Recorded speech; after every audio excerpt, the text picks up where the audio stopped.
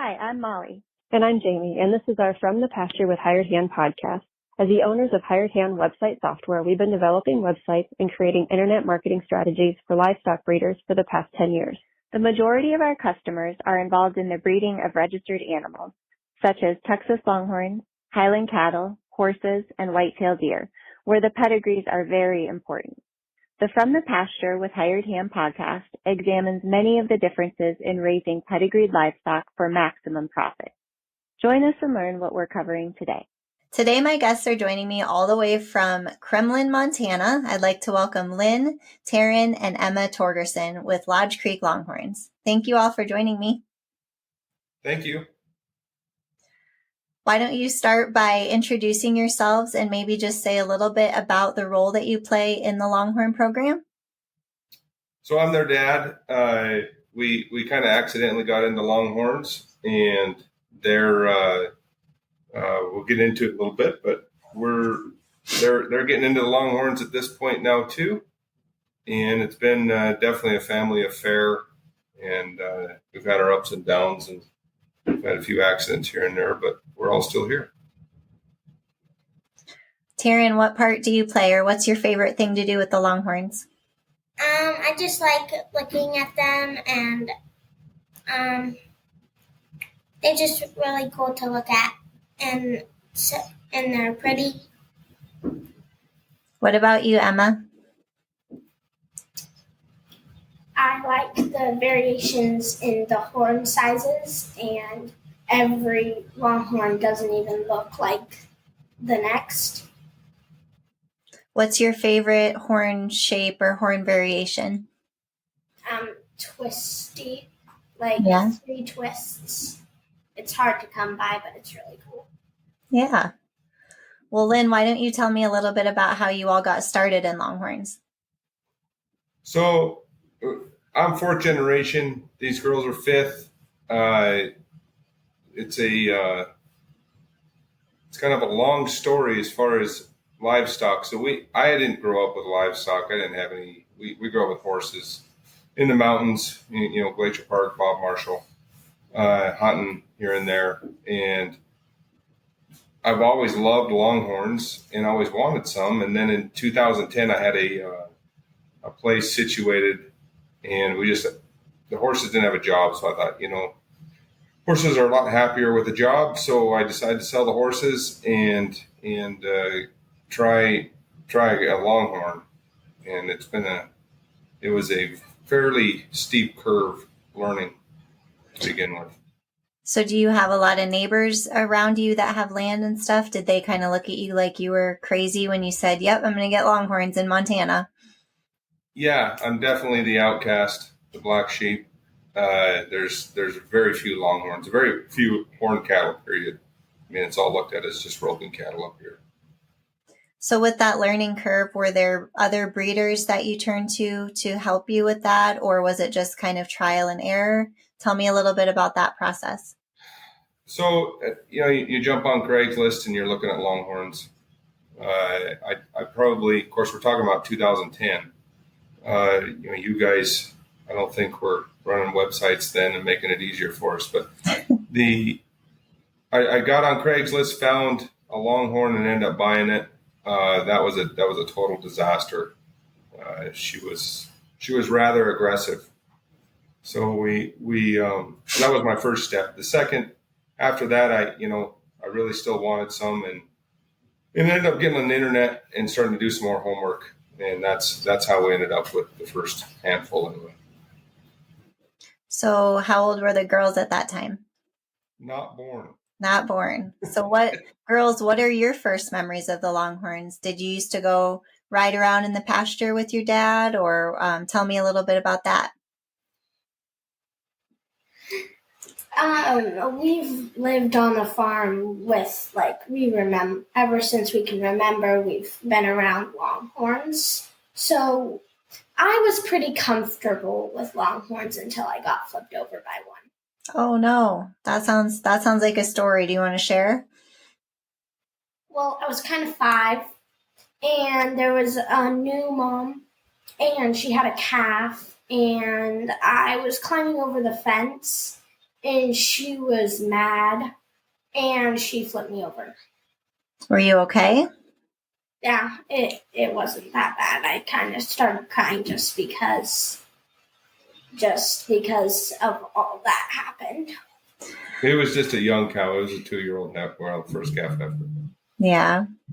When I was little, we had Longhorns. I don't remember how old I was. I was definitely older. You said you were 5 when that happened? Yeah. I was definitely older than 5, but I had something similar happen. And then my parents never let me go back out in that pasture without a bucket. They said if I swung the bucket, that wouldn't happen. I'm not sure how solid their logic was at the time, but it's definitely something you remember, right? What about you, Emma? Or Taryn, do you remember your first experience with the Longhorns? No, not really. I just follow my dad in the pasture when we go out to look at them, and we always hang on to his pocket, his back pocket, and we would hang on to it and walk with him. And then because we were scared of them because if they had their calves, they were really aggressive. So yeah, and we were always like super scared. And so then we just hung on to his pocket. So yeah. You just have to respect them, right? You have to give them their space when they have those babies. Yeah. Yeah. What about traveling around? The big difference up here is, it's big acres. We don't have the grass like the Midwest, and in the South, it seems like a lot smaller, pens and pastures, and we have a lot of predators up here. So I found that my Longhorns are rather aggressive compared to some of the ones down south, just due to predation. They're just constantly have to be on the lookout. That makes sense. Talk to me a little bit about the weather and the struggles that probably imposes on you every winter. So that's our biggest issue up here. This year's my worst year. One of my biggest cows froze both of her horns. One will fall off here in about a month or two, and the other one's drooping pretty heavy. A soon to be 90-inch cow, unfortunately. The weanlings are a huge problem. I just keep building solid fence to try to keep the wind out. But in January we had 3 nights of 77 to 80 below wind chills, and we can't do enough to keep them out of the wind. So that's been hands down our number one problem. So hopefully, I've pulled the trigger, and we're actually moving here pretty soon, and I'm going to build a huge barn, and the plan is to keep at least the weanlings inside majority of the hard part of the winter. The snow Longhorns they're an amazing creature. They've adapted so well. They'll adapt to anything. So the snow is really not an issue. It's just simply wind chills, and we do hit 50 below, regular, without wind chill every winter up here. So that's our number one issue, hands down. So we've built up as much as we can. We can't build any more, so I'm going to build a new facility. And how many head are you running now? How many yearlings will that be that you're building the barn for? Well, we're in the midst of growing back. There was a time that I came close to selling out, and now I'm moving forward with a specific genetic, and so we're building back. So I'll be having, we'll have about 30, low 30s with bulls this summer. So we're having 25 to 30 calves, and we're just going to keep growing till we find a place that we're all comfortable. What are some of the genetics that you're breeding now, and how are they maybe different from 10 years ago? How has your program kind of progressed in that way? Well, Longhorn bulls, they're hot one day and not the next. So it's hard to find a bull that's long lasting. Obviously, Cowboy Tough's been here forever and will continue make his mark. So we've moved forward with Eagle Texa. Now, he's not with us anymore, but we've collected him. We're using him, and majority of my herd is he's in there somewhere. Girls, do you have kind of a favorite out in your pasture that you want to tell me about, each of you? Well, since we were little, our favorite bull, he wasn't the biggest bull we've ever had, but I don't know why he was our favorite. His name was Scorpion, and he's been our favorite since we were little. He did win the Bull Alley Horn Showcase. So, yeah. What about you, Taryn? Do you have a different favorite, or do you agree with Emma?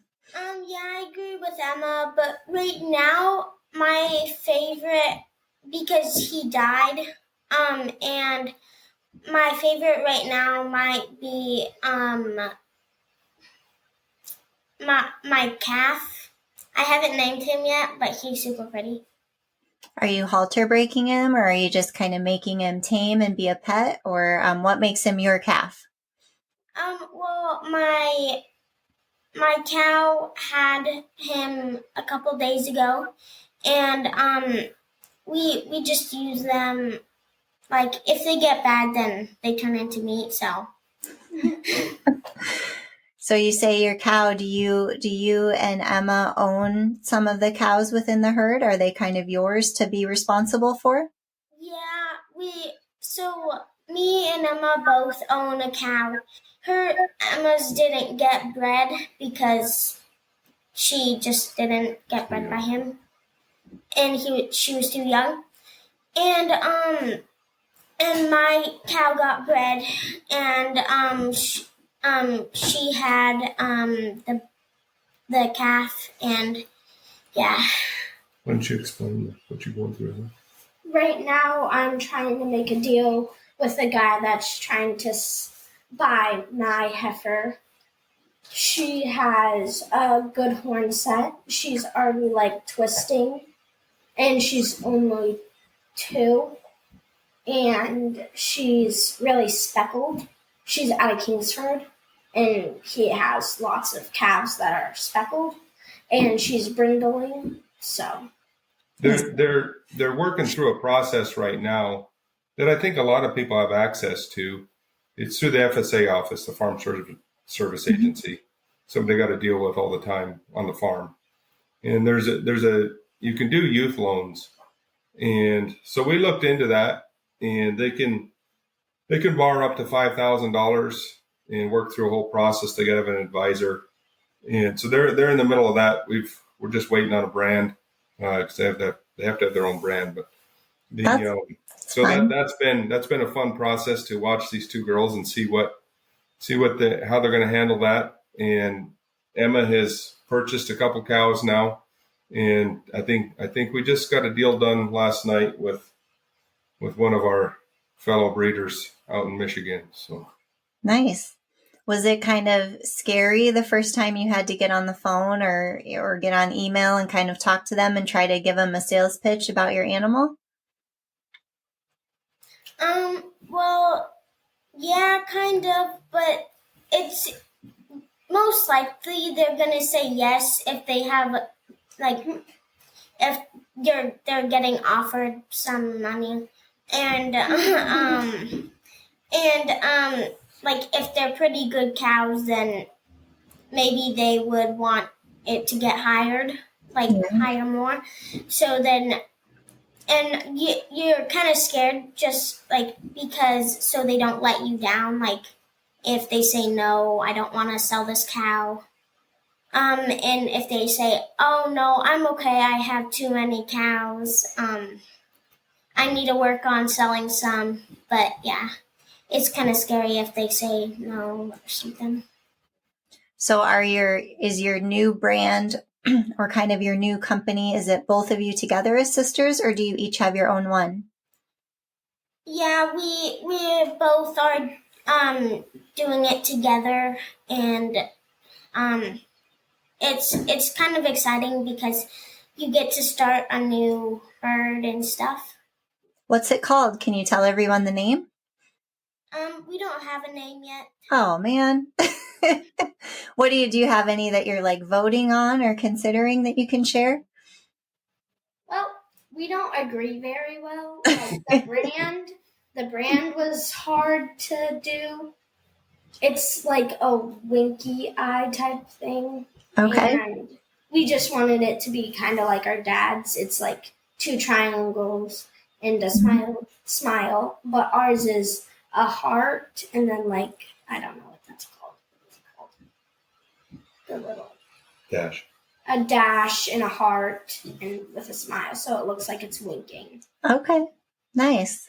These Longhorns got to be marketable. So, we have a 4-generation old brand, but doesn't mean anything to anybody else. So that's why I got a new brand just for marketing. And we're kind of following the same suit with the girls. It's similar, but they won't let us have 2 similar brands.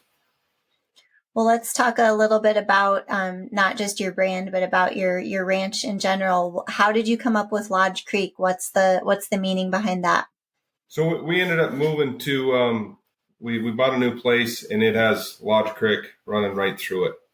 And I've never had the opportunity to have much for livestock, but this place it's big acreage, and it's got 28 ponds and reservoirs on it. It's got a creek run through the middle of it, cuts us in half diagonally. So it's perfect for cows. So that's kind of what really expanded our Longhorn herd, is when we were able to do that. And then, the whole marketing side of it, that's where it's at in Longhorns. And you have some experience with that through your other business, that you have a family owned business. Is that right? So yeah, we're like I said, we're 4th generation. We sell Case IH, New Holland, Case Construction, and myriad of short lines.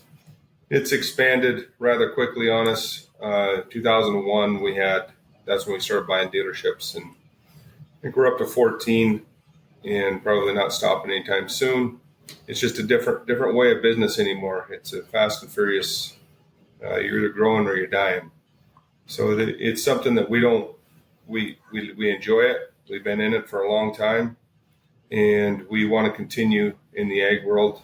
We're dealing with the best people in the world.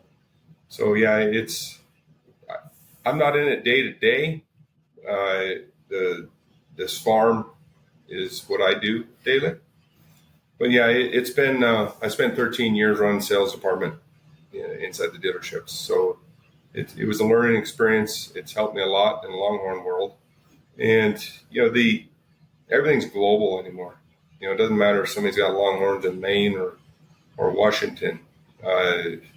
It's pretty easy to get them moved and transported around, and it's you can't get away with anything either, because the internet tells all. Well, before we shift gears and kind of talk about your program looking forward to the future, is there anything else about the history of your ranch or your program that you want to share? It's been an interesting ride with Longhorns. It started as I wanted a couple just for nostalgia reasons, and then I got bit like everybody does, and it's led to a lot of new friends, a lot of great friends, just new people in general. I've actually ended up selling a number of people equipment because they do the same thing I do. So it's formed a lot of great relationships.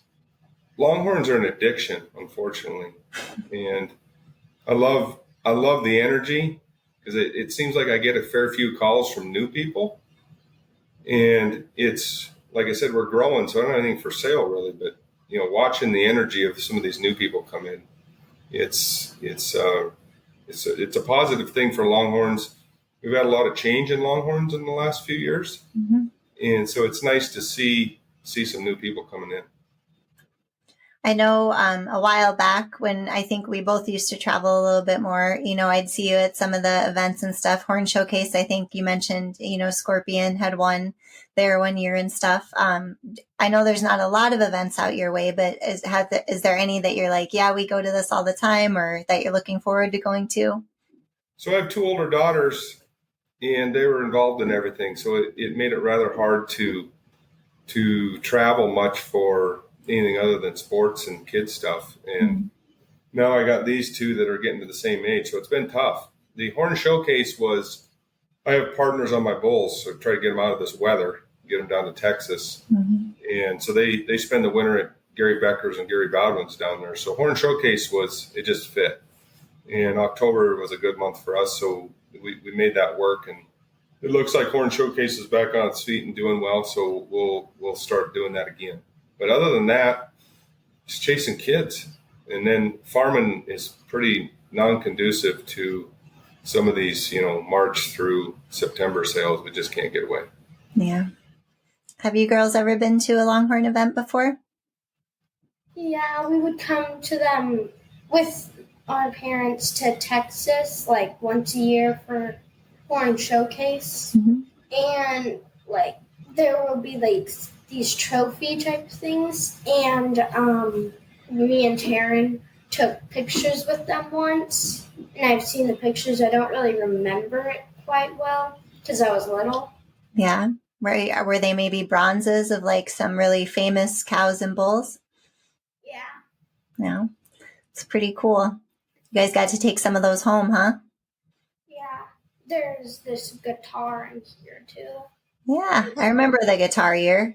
Yeah, and we it's been up in our kitchen in the dining room in our old house and in this office now. Nice. Well, let's talk about the future a little bit. What do the next 5 years of your program look like? There's going to be some big changes, I think, in the Longhorn industry also. As far as us specifically, we're just going to build a new barn. We've got to get them out of the winter. And thanks to Jim Steffler, the late Jim Steffler, the mad scientist of Longhorns, we argued over a bull, and it was Eagle Texa, and he's changed my program completely. So we're moving forward with that and going to continue. I think Emma brought it up earlier, but I love twist. I want to see twist continue in the breed, and we're going after more twist and hopefully not give up too much lateral horn. Eagles definitely giving us some twist, but we want more. So we've got a couple young bulls coming. I probably like a lot of people overbought on bulls, but hopefully one or two of them turn out.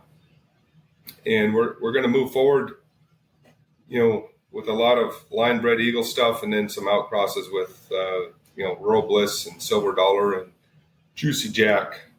That all three of them have a ton of twist in their genetics. So it'll be interesting. It'll be fun for these girls. They have their own cows now, and they get to make their decisions on bulls, and hopefully we can raise a couple too. Have you girls had to set any goals like through the program your dad mentioned, or just on your own? Do you kind of have any dreams of where you want your program 5 years from now? Yeah, so in the paperwork for our loan, we have to set like it does have goals in it, like where we want to go to see if we can make money for and since it caught the Longhorns go for so much, it will be easier to pay off our loan quickly. So me and Taryn, I don't think it will take us the whole 7 years to pay off the loan. I think we might want to expand our cows that we have. And Taryn was talking about her that she wants to pay off the loan quickly so she can buy more cows.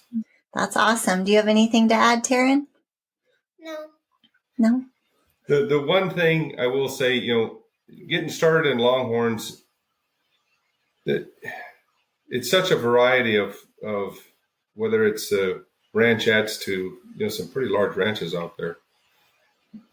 My number one goal was raise a 90-inch cow. I'm not buying a 90-inch cow until I raise one.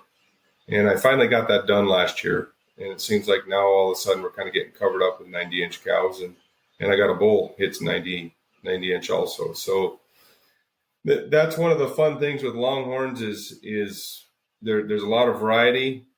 And it's not, we don't depend on this it's not a main staple of our financial side of things. So it's something that we can kind of pick and choose and have fun as a family, and hopefully move forward with probably 2 separate herds by the sounds of it. So who is your cow that made it to 90 last year? TFP Dusted Lace, and she's I've passed some pretty good offers on her, and she's going to stay here for life, and she'll be in our living room. She won't quit giving me heifers, so I don't know how I ever get rid of her. I think she's had 5 out of 7, 5 out of 8 she's given us heifers. So we got another one this year. Doesn't matter what bull I put on her, she just gives us a heifer. So nice. We're going to move forward with her. And then she actually doesn't have any eagle in her. So it's been fun to every eagle bull I put on her, she gives us another heifer. Nice. And Emma, earlier you mentioned that you really like the corkscrew twist or the triple twist. Do you have a cow in your dad's herd that is kind of your favorite twist cow? Dusted Lace. Taryn's cow is out of Dusted Lace, and every cow our dad has out of Dusted Lace has twists. We don't quite have a triple twist, but I've seen people that our dad knows that have some pretty cool ones with really twisty horns. Nice. Maybe that could be another goal to add to your checklist, right? Maybe you could breed a triple twist horned cow. We're going to. We might have to get back on this. You have to be so patient with those. I feel like we'd all be a lot older if we regrouped on the podcast by the time that happened. Yeah, that's Longhorns is patience. Love what you're hearing? Be sure to check out our Pickup Truck Confessions. It's a video series where we hop in the truck or rental car and interview a variety of breeders about what drives their passion for their livestock, how they got started in the breed of their choice, marketing tips, and more. And now, back to the podcast. Well, what's a piece of advice that you would give breeders? Let's start with breeders who are in states such as yours with challenging weather, a long distance from the events. What's some advice you would give folks that are thinking of getting started in those outlying states? Well, number one, you have to be passionate about it. If you're getting in it for a weekend thing, it's not going to work out well. Longhorns they're incredibly smart. They're incredibly athletic. However you treat them, they'll treat you. So we are really good to our Longhorns, and they don't give us problems. The number one thing, I get these calls fairly often, is just do your homework on the internet. The World Wide Web has a ton of information on it. And unfortunately, I'm no different. I jumped in and got some Longhorns I probably shouldn't have. And, once you do your homework and you figure out what you want and what horn shape, what genetics, it just shaves years off your program. So it's that probably, if there was one thing, just do your homework and talk to lots of people. And the majority of Longhorn breeders out there are good, honest people. And they stick out in a hurry. They've been in it a long time, got a good reputation. Talk to as many as you can and figure out what you want to do and what road you want to go down before you pull the trigger. What about you girls? Do you have any advice for maybe some young up-and-comers thinking about getting started with their own herd? It helped us that our dad was in Longhorns before we started doing it. So knowing people that could help you start it and help you throughout the way that you're going. And lots of people that our dad knows have helped us get good deals on cows or like for good deals because we're so young and just starting off.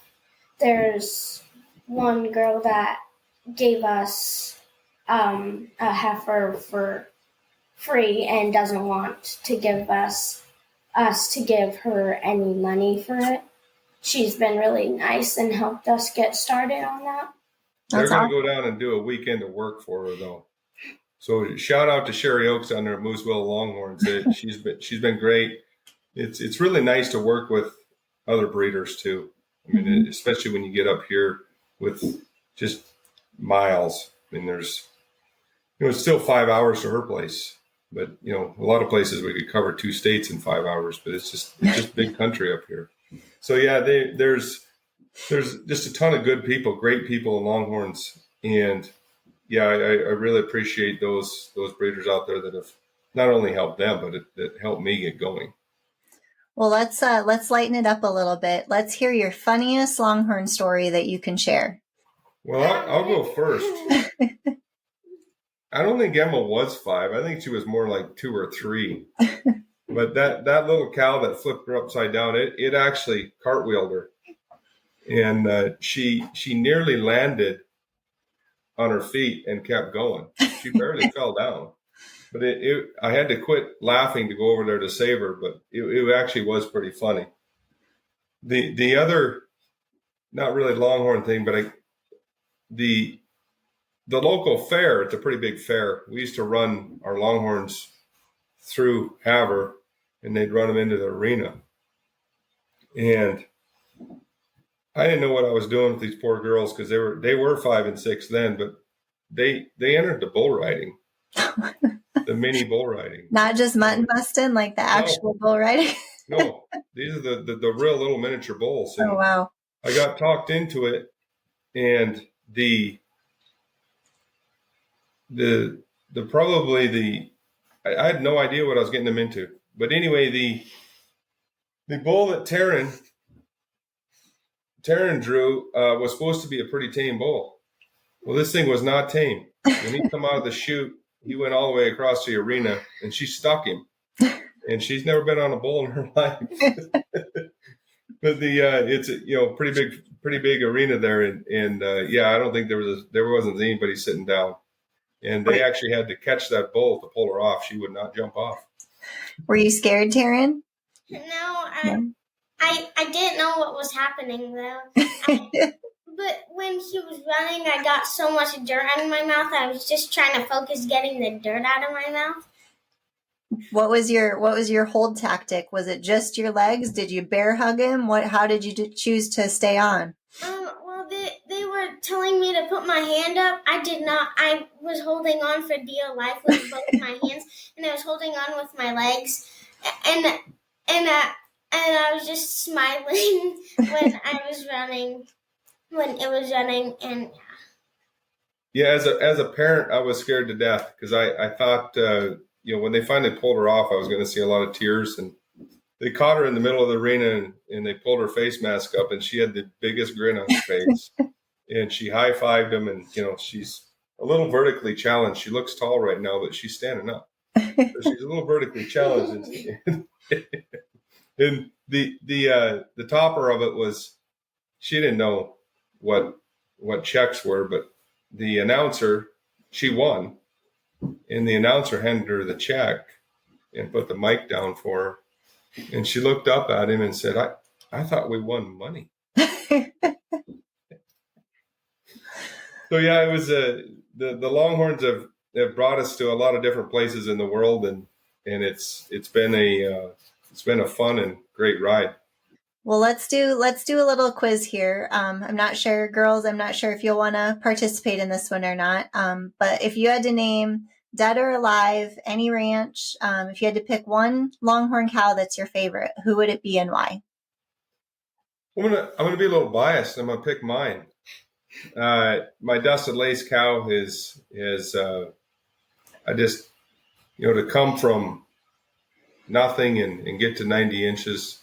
Is there's not you hear about 90-inch and 100-inch cows all over the place, but when you look at the amount of cows out there, 90 inches is still something to be proud of. So there are some cows out there that Texana Van Horn was what drew me to Eagle Texa. So we have a lot of her in our herd. But no, we all have goals, and now we got to go to 100, and I'm sure there's going to be some lineage of both of those in a 100-inch twisty horn cow. That's the plan anyway. So do you have an all-time favorite Longhorn bull? I'm probably biased because I'm out here from the West, but I don't have a lot of top caliber, but when you look at the breed, top caliber left a mark that I don't think gets talked about enough. Amaro Cha-Ching is still the biggest cow, and she's old. And that, you look at what top caliber did for our industry. Obviously, Tough is there, no brainer there. But you back up 10 years, and top caliber was really something. And he spent a lot of his, or at least a third of his year, most times, in close to your part of the country in Wyoming, right? Yeah, down at Brett's. Brett, what a great guy, salt of the earth guy there. Love Brett to death. He's that's where he ended too. So I guess it's a little bit fitting. Owen McGill obviously left a huge stamp on the Longhorn industry. Mm-hmm. But yeah, that's probably, I try not to go, I don't want to get too stuck in a rut, focused on one or two animals. So it's a never-changing world with Longhorns. Well, let's talk about websites and the internet and marketing for a little bit. So girls, you call your dad out here if he's not telling the truth, okay? How many hours a week do you think he spends looking at Longhorn websites on his phone or on his computer?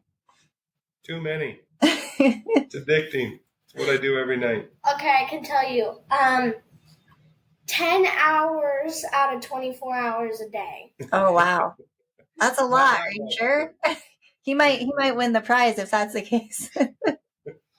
Hired hand has changed Longhorns, in my opinion. We're spoiled because hired hand, you look at website after website after website, and they're all similar, and it makes things rather easy for pedigree searches, and it unfortunately it makes it more addicting.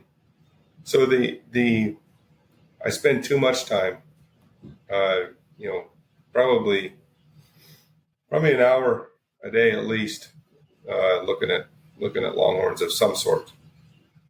Do you girls ever get on there and look at any? Do you kind of have a wish list you create of ones you want to buy, or? Yeah. This is where I get to call them out. So I kind of have an addiction. Anytime I'm looking for a cow to buy, I'm looking at it and I'm like, I want to buy that one. I want to buy that one. That one. Ooh, what about that one? And my dad's like, do you really like this one? I'm like, maybe there's another one.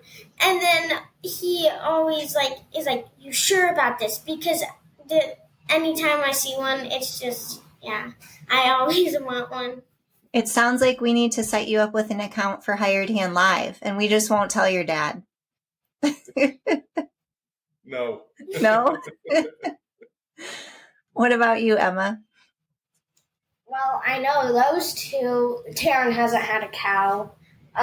Her buying one from the loan, and they spend like 2 hours looking at a magazine, marking. Taryn has a heart. And she's like, I'm definitely sure about that one. And then she'll have a star for a maybe. And you just look through the page and there's like one every page. Once she did it by herself and there was like every single one on a page marked. We get the auction catalogs in the mail, and that's the first thing that happens is we have to go through it. So I think Taryn finally twisted Mark Hubble's arm enough that I think she's finally done buying. So we do get to make a trip out to Michigan, and I haven't hit the Midwest for Longhorns, so that'll be interesting. So Taryn can quit wasting her time on the computer. So was that one you found in a sale catalog or on the internet, Taryn? So we were looking at like sales like a little while ago, and I found this one cow, and I really liked her, and then my dad was friends with him, and so then we found out that we can go get her. She has expensive taste, Molly. And then I still had a couple more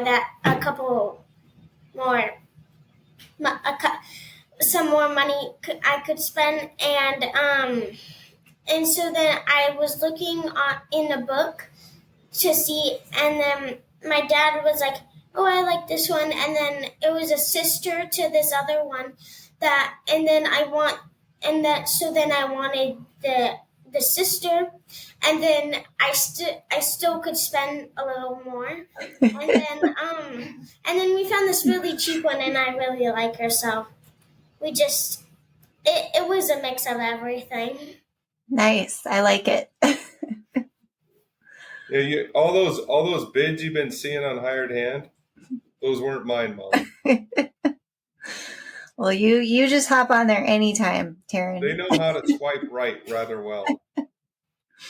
Do you enjoy watching the auctions? You like watching them come into the ring and see what they go for and everything? I want to see how high they go for, so. If they're cheap, me and Taryn are definitely telling our dad, "Can you buy it? Can you buy it?"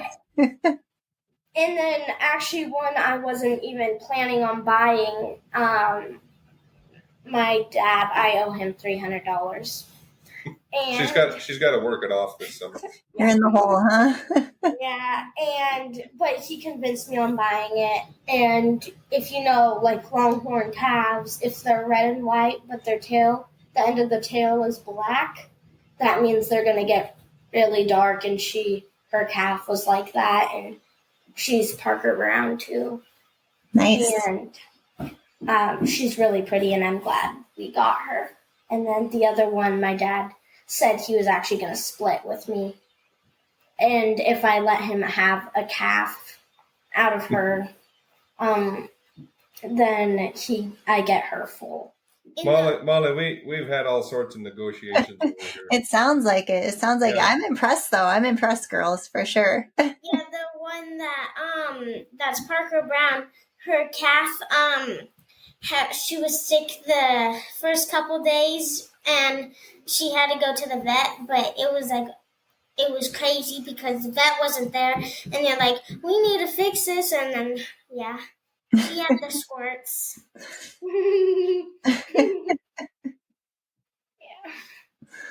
So do you girls help your dad with any of like the social media marketing and stuff? Do you have him signed up for TikTok so he can be out there doing some dances in front of the cows? Or Molly, we don't need to talk about phones. They don't have phones, and they're not going to have phones for a while. I think social media has almost ruined this world. So good call. They don't have phones. The social media I've done a poor job at.